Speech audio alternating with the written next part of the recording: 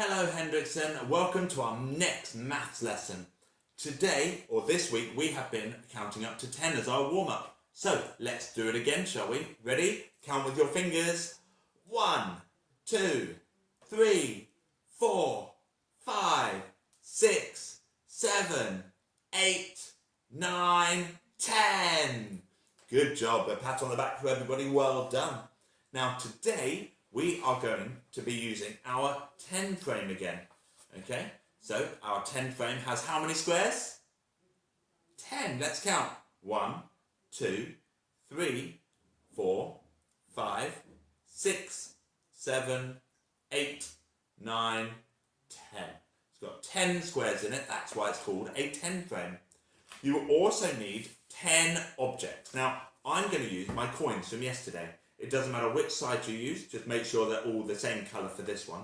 But you can use anything, so long as they fit inside your boxes, one in each box. Doesn't matter what you use. I'm going to use my coins because we've already got them. You will also need to cut out some squares like this. You will need 10 of them. Okay? So, once this is finished, you will need to make 10 of these. And the reason we've got 10 of these is because we are going to make our very own number cards. Okay? So, with a pen, and maybe with help from your mums and dads, and in your pack, you've got how to write your numbers. So you can use that, have that in front of you to help you. I'm going to write out all the numbers. So, I've got number 1. Then, I've got number 2, number 3, number 4, and we keep going. Number 5, number 6, and number 7, number 8, number 9, and finally, number 10. There we go, number 10. So, I've got my number cards all done over here. Now I need to mix them up. I need to mix them up so I don't know which one is where. Maybe you could spread them out on the table over here. Okay? So, when we use our 10 frame, we don't just need it to make up 10. It also helps us to count out other numbers. And now we're going to show how we can use this to count out other numbers by using our number cards. So, what we're going to do is we're going to choose a number. I'm going to choose this one. What number is this?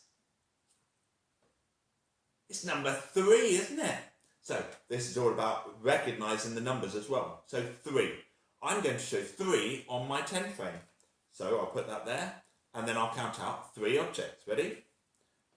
1, 2, 3.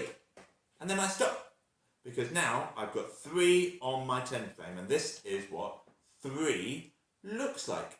Okay? So, that's it. Now, you can either do it this way, or like I showed you yesterday, you could fill it in this way. It is completely up to you. The most important thing is there are 3 in there. Now, let me do one more for you.